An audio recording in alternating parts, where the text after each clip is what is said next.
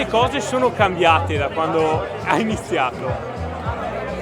Ma direi giorno e notte, proprio perché a quei tempi io dovevo lavorare a Cotimo con la lesina, tirare gli spaghi, perciò direi proprio completamente. Oggi si lavora con macchine computerizzate, sempre un lavoro ancora manuale, ma tutto con le macchine, perciò direi proprio giorno e notte. Parliamo di 70 anni fa, io ne ho 90. Lei a che età è iniziato?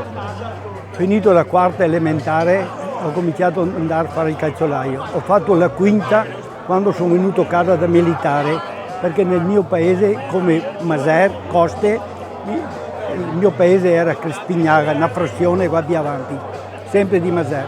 C'era 2 aule, prima e seconda, terza e quarta.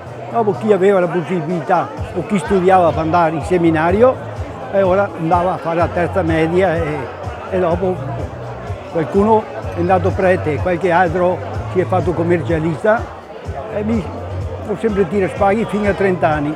Dopo ho cominciato da solo a riparare scarpe, ho cominciato a fare un paio di scarpe per qualche contadino, dopo andavo al mercato Montebelluna con una scarpa, la facevo vedere a qualche bancarella, me ne ordinava un paio, 2 paia e dopo sono andato avanti fino ad arrivare qua.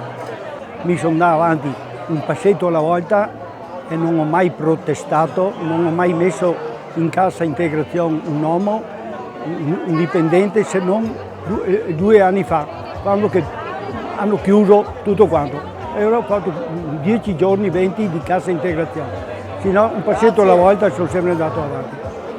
Lei crede che adesso l'azienda sia autonoma? Sì, è autonoma, ma ne faccio conto ho un nipote ingegnere che si è laureato in ingegneria gestionale. Al momento lavora a Milano, ma la speranza mia è questa, assieme con mia figlia più giovane, che è laureata anche, di portare avanti ancora il marchio Gerneco,